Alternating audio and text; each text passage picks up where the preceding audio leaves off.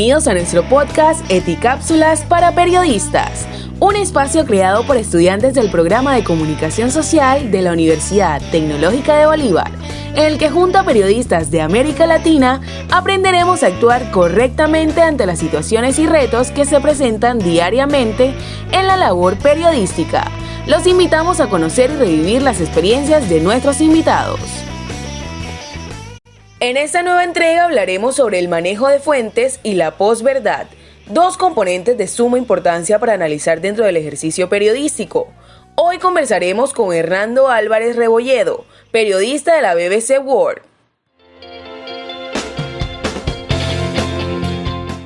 Hernando, bienvenido a este podcast. Es un placer que nos acompañes en el día de hoy. Para empezar, nos gustaría que nos hablara un poco sobre cómo fue hacer periodismo desde que inició su carrera hasta este momento. A ver, remontarse un poco hacia atrás, obviamente, pues en lugar de Google teníamos las páginas, el directorio de páginas telefónicas. Una de las cosas que se hacía en todas las redacciones era crear una lista de contactos y uno lentamente iba haciendo sus fuentes. Era mucho de salir, buscar, caminar, llenar los zapatos de polvo. Muchas de las diferencias es que hablamos entre nosotros mismos cuáles serían los temas, mientras ahora uno puede ver cuáles son los temas que le interesan a la gente. Uno podía saber, por ejemplo, cuando empecé yo cuando trabajé en la revista Semana, se vendían más o menos de 100 a 125,000 revistas a la semana, pero uno no tenía ni idea qué artículos leían. Uno no sabía cuánto se demoraban en un artículo. Uno no tenía ni idea cuáles eran las secciones que causaban más impacto. Había una retroalimentación muy grande entre los periodistas. Y a mí prácticamente me parece fabuloso para esta generación y para donde vivo ahora que hayamos perdido protagonismo. Y ahora el periodismo tiene que ser mucho más riguroso, tiene que competir con mucha gente que sabe contar historias, mucha gente que está en los lugares donde pasan las historias.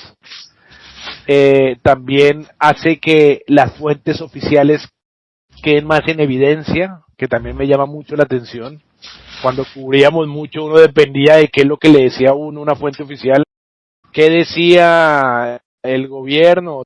En cambio ahora, con esta democratización de la información, hace que el periodismo sea mucho más exigente y más llamativo. Entonces, sin querer extenderme mucho, creo que la gran diferencia era esa. Hay algo muy importante que toca y es en cómo se manejaban las fuentes en esa época, cómo se manejan ahora y bueno, en un medio como la BBC, ¿cómo hacen ustedes para manejar las fuentes teniendo tanta información que reciben al mismo tiempo? A ver, obviamente pues es diferente, hay que diferenciar entre lo que es un periodismo local, nacional, regional, internacional, ¿no? Entonces, por lo general, lo que hace la BBC y el Servicio Mundial de la BBC, que es donde trabajo, es información internacional. Y tengo la fortuna de estar en una organización que es supremamente grande, que tiene servicios en 41 idiomas diferentes, oficinas en casi todo el mundo. Entonces, dentro de la BBC lo que intentamos hacer es aprovechar esa gran diversidad que hay de gente de todas partes del mundo, que vive en todas partes del mundo, para cubrir los hechos con la perspectiva local y llevarlo hacia una plataforma más internacional.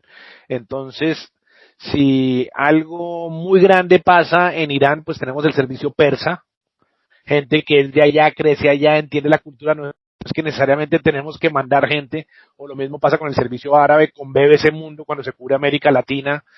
La redacción, por ejemplo, de BBC Mundo, cuando yo estaba trabajando con BBC Mundo, era un microcosmo latinoamericano. Era interesantísimo, por ejemplo, ver las crisis diplomáticas.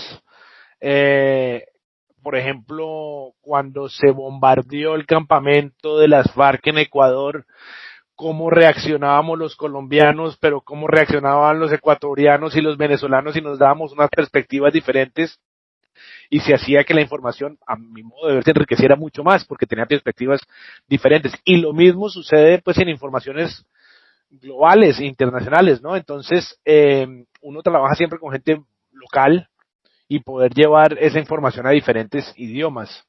Y ahorita, digamos, el esfuerzo que se hace es tener acceso a historias que no todos los medios de comunicación tienen, sobre todo los medios internacionales, por tener esa diversidad de gente. La BBC no compite con lo local, ¿no? Porque nunca va a ser lo suficientemente local a como puede ser un medio de ciudad o un medio regional o nacional. Entonces tratar de ofrecer esa perspectiva diversa al resto del mundo. Pues te podría contar, por ejemplo, una de las anécdotas más llamativas para mí en mi carrera fue cuando, después de los ataques del 11 de septiembre contra Estados Unidos, se armó una coalición internacional para atacar a Afganistán, donde estaban la mayoría de los miembros del Talibán, quienes fueron acusados de ser los que ejecutaron ese ataque. Y se empezó a bombardear ese país y yo fui enviado a cubrir eso. Entonces, inicialmente empezamos en Pakistán y teníamos que cruzar hacia Afganistán. Cuando fui cruzando la frontera, empecé a ver un flujo muy grande de refugiados saliendo de Afganistán, entrando a una ciudad fronteriza que se llama Peshawar. Gente que se estaba quedando sin viviendas, que estaba siendo desplazada pues por los ataques de la coalición internacional. Yo empecé a trabajar con colegas pakistaníes y afganos que me ayudaban con el idioma porque yo obviamente pues no hablo ni urdu ni pashto, y empecé a hablar y de golpe me encontré con gente que simpatizaba con el Talibán y para mí fue como una pues, ¿cómo así que uno va a simpatizar con el Talibán? ¿No? Era como un choque de culturas muy grande. Y empecé a tener una conversación con alguien y empezamos a discutir con un traductor y yo le dije, pero es que ustedes lo que hicieron fue un ataque, me acuerdo que usé estas palabras, contra la civilización, contra el mundo civilizado. Ustedes hicieron ese ataque. Yo muy convincente de mis argumentos. Y él me dijo, ¿a usted le parece entonces que ese es el mundo civilizado?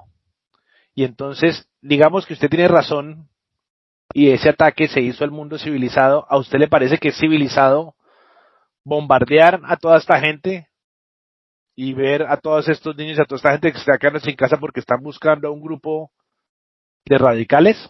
¿Le parece eso civilizado? Entonces, ¿cuál es la civilización de la que me está hablando? Fue una de las grandes lecciones de mi vida de cómo uno le cuesta trabajo, precisamente, y no por culpa de uno, sino simplemente por donde uno ha vivido y a lo que uno ha estado expuesto. Y me parece que el ejercicio más difícil que uno puede tener como periodista es ser empático. Y lo digo difícil porque muchas veces la empatía no es natural, porque a uno no se le puede llegar a ocurrir que una gente piense distinto o que una gente haya estado expuesta a cosas diferentes a las que uno tuvo. Entonces uno está lleno de verdades y lleno de afirmaciones de las que no hay un ápice de duda. Y si uno empieza a quitarse esos, llamémoslos prejuicios, que no necesariamente todos son prejuicios, pero si uno empieza a tratar de entender que el mundo es muy diverso, muy amplio, y la gente ha tenido experiencias diferentes, y empieza uno a darse cuenta, esta historia no es como cuando crecimos y veíamos las tiras cómicas y los superhéroes, que el mundo está dividido entre buenos y malos, que es como muchas veces nos los quieren vender, ¿no? Entonces la gente es o buena o mala, y no hay grises, no hay matices, y a medida que uno camina y se ensucia y se empolva los zapatos, se da cuenta que lo que hay son grises, y que depende de cómo se miren las cosas, todo cambia de una manera radical y muy grande, y entonces se hace muy difícil. Y ahora ese ejercicio creo que es más importante que nunca, porque lo decía muy bien el que acaba de renunciar como director del Washington Post, que en este momento se me escapa el nombre, dijo, ahora la gente está buscando lugares no que lo informen, sino que lo afirmen.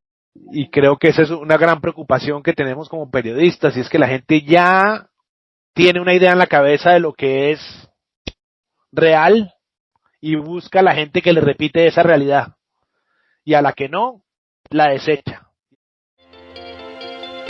Esto último que acabas de decir sobre que la gente desecha aquello que le hace ruido, que no le suena o no se alinea a lo que piensan, nos hace hablar un poco sobre el término de posverdad que por allá en el año 2016 el diccionario de Oxford lo consideró como el término del año. Fue precisamente lo que pasó con las elecciones de Hillary Clinton con Trump y Gran Bretaña con el Brexit. Lo que pasó aquí en Colombia con el plebiscito, y en ese sentido la posverdad es un poco como eso, trabajar con los sentimientos, las emociones o con lo que cree la gente. ¿Qué piensa usted sobre esto? Claro, hay varias cosas. Martin Barron se llama el director del Washington Post que se acaba de ir, que es una entrevista muy buena que le hicieron. Hace como una reflexión muy interesante. Y de ahí saqué lo que les acabo de decir. Hay muchas variantes, porque uno, yo creo, lo primero que a mí me gusta sobre todo siempre es como mirarse a uno mismo y reflexionar más que acusar, ¿no? Yo creo que muchas veces en los medios de comunicación tenemos como el político ese que no sale elegido y dice, le preguntan si su campaña política estaba mal o sus planteamientos estaban mal, y dijo, no, el que está equivocado es el electorado. Yo creo que hay que ser suficientemente críticos y decir, no, a ver, un momentico, yo que no estaba viendo. Me hiciste la pregunta, por ejemplo, con el Brexit. ¿Qué nos pasó? La gran mayoría de medios no lo vieron. ¿Por qué? Porque estábamos en ese microcosmos que te hablaba de comienzos de los 90. Una generación de gente cosmopolita, proeuropea, que vive en Londres, una ciudad fantástica, llena de lo último en tendencias, completamente liberal, que ha sido la gran beneficiada de la revolución digital. Todos nosotros que ahorita en una pandemia podemos trabajar desde casa y realmente nuestra vida no ha cambiado porque podemos tener empleo, porque tenemos conectividad. Y entonces, pues, ¿a quién se le iba a caer? Iba a pasar por la cabeza que se iba a perder. Y era simplemente porque no se estaba haciendo la reportería adecuada. Porque no se estaban saliendo a hacer preguntas y saliendo a ver esas realidades diferentes a las de uno. Entonces, yo siempre le digo a la gente que trabaja conmigo en la redacción, tengan amigos y salgan con gente que no son periodistas. Expandan su círculo. Vaya y hablen con otra gente. Pregúntenle a otros lados. Pero sobre todo, amigos, gente que no está interesada. Si uno ve ahorita las encuestas globales, más de la mitad de la población que tiene acceso a Internet activamente trata de evitar la información y las noticias. Eso es lo que estamos viendo. Entonces, lo que te decía, ahora está el tema de que creció mucho, y yo creo que también en la administración de Trump, desde cuando empezó con su inauguración y empezó a hacernos creer que esa inauguración era mayor que la de todos los años, y lo repetía una y otra vez. Y hay unos medios que le hicieron el juego y el eco. Y entonces ya no importa tergiversar, ya no importa decir cosas que no tienen ningún sustento, sino se repiten una y otra vez y se mantienen en eso. Y eso es un peligro muy grande que lo acentúa la forma como funciona el acceso a la información en la era digital, que son las famosas burbujas. Lo que yo recibo está filtrado por la forma como Google me conoce, porque Google me conoce mejor que mi esposa. Google sabe mis íntimos secretos. La forma como interactúo en las redes sociales, todo ese algoritmo me está mostrando a mí el estilo de cosas de las que me gustan a mí. Por eso es que se sorprende uno cuando un día busca un par de zapatos y después la publicidad por todas las páginas son sobre esos zapatos más baratos o no sé qué. Y entonces empiezan a crear un mundo mucho más dividido, en el que nos están reafirmando esas ideas que tenemos nosotros. ¿Cómo combatir eso? Es la pregunta que nos estamos haciendo todos. Otra pregunta con respecto a las fuentes es ¿cómo hacen cuando consiguen una persona que les va a dar información off the record? ¿Cómo la manejan? El off the record sirve mucho se usa muchísimo y uno como periodista lo tiene que cumplir. Y eso lo que le ayuda a uno es que le puede dar una investigación o un trabajo de reportería. Para ponerlo en términos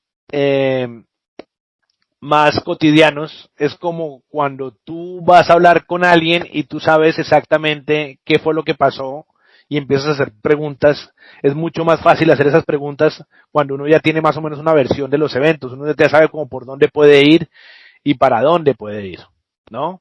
Entonces uno, si le dicen a uno que es off the record, pues no se puede publicar porque hay un pacto que uno no puede eludir, pero es supremamente útil y es algo de lo que se usa muchísimo. Dicho esto, uno de mis primeros maestros en periodismo, precisamente donde empecé en Revista Semana, siempre me enseñó que la primera pregunta que uno se tiene que hacer como periodista es ¿por qué me están contando esto? ¿No? Si alguien se le acerca a uno a contarle algo a uno, uno tiene que preguntarse, ¿y a mí por qué X me está contando esto? ¿Cuál es el beneficio de esa persona que tiene esa persona para contarme a mí esto? Es el interés que tiene. Y entonces eso también le puede uno ayudar mucho a filtrar la calidad de la información y las intenciones de esa información. Pero para contestar tu pregunta, ¿es el off the record? Se cumple, es supremamente útil, porque no todo lo que uno reportea se publica, pero sí puede ayudar, le puede ayudar mucho a uno para armar un mapa de investigación o ir a golpear las puertas que uno tiene que golpear, o incluso inventémonos un escenario. Alguien estuvo en una reunión en la que se debatió pagar un soborno, ¿cierto? Una reunión en la que asistieron 5 personas. ¿Qué tal la diferencia cuando uno va y golpea la puerta de las otras 4 y uno les hace sentir y ver por la forma como uno hace las preguntas que uno tiene bastante información? La persona va a contestar diferente a que si uno pregunta, ¿ustedes tuvieron una reunión? Aquí si uno dice, bueno, es que la información que tengo yo es, y uno puede, en la reportería muchas veces uno puede hacer como se hace en una mesa de póker, ¿no? ¿Cómo se dice cuando uno está diciendo algo que no tiene? En inglés es bluff, se me va la palabra en español. Y empieza uno a decir, yo tengo información clarísima y tengo pruebas de que en esta reunión del 8 de marzo se ofrecieron tanto para que se otorgara ese trabajo. Y de golpe la persona puede reaccionar diferente y le termina uno dando evidencias o diciendo on the record las cosas que uno estaba buscando. Y otra cosa que es importante, que es similar, aunque no es lo mismo, son en los que una fuente que pidió no revelar su nombre y todo el reportaje es así. Absolutamente todo el reportaje, y entonces uno como usuario lee un reportaje en el que se hacen unas denuncias gravísimas y no se cita una sola fuente. A mí eso me parece trampa y tiendo a no creerle mucho a todo ese reportaje. Que haya una o dos fuentes de 10, vale, pero cuando todo el reportaje son con fuentes que no se pueden citar y no se pueden decir quiénes son y que uno no puede mostrar las pruebas, yo ya no creo en eso. Yo creo que ahí por lo general hay una intención muy alta de manipulación. ¿Qué opinan del conflicto entre los medios de comunicación y los agregadores de noticias en cuanto a que estos últimos se benefician del trabajo de los medios y de los periodistas? Como en todo, yo creo que todo trabajo debe ser remunerado. Y si hay una red que se está beneficiando del contenido y de la propiedad intelectual de otra gente, ¿por qué no puede pagar por ello? Teniendo en cuenta que ese medio también se está beneficiando por la distribución de lo que hace la red social. Creo que ya hay modelos elaborados como por ejemplo YouTube, que le pertenece a Google, paga a la gente que genera contenido. Y entonces, ¿por qué no se puede hacer lo mismo? Yo creería que sí debería, porque hay una crisis de financiamiento muy alta en los medios de comunicación. Y si hay una red que se beneficia económicamente por el trabajo de otro, me parece que tiene que ser remunerado. Dicho esto, también que una cosa que les va a pasar a todos, y voy a meter aquí de las cosas más detestables de este oficio, es que hay mucha gente que que se aprovecha y llaman a decirle a uno, oye, ¿por qué no me escribes un artículo aquí? Va a ser muy bueno para tu imagen y para tu carrera que publiques aquí. O consígueme tal cosa, o sale al aire un momentito y me das una información de esto, y no le pagan a uno absolutamente nada, siempre cobren por su trabajo. Es importantísimo. Mucha gente y muchos empresarios que hacen mucha plata con la información y se aprovechan que a uno le parece buenísimo que le den una plataforma para poder echar un cuento, y entonces le piden a uno contenidos gratis o muy mal pagados, así que nunca lo acepten. Bueno, Hernando, fue un placer haber compartido con usted este espacio tan esencial para seguir creciendo como periodistas y aprender siempre un poco más de la experiencia de otros colegas. Muchas gracias por acompañarnos.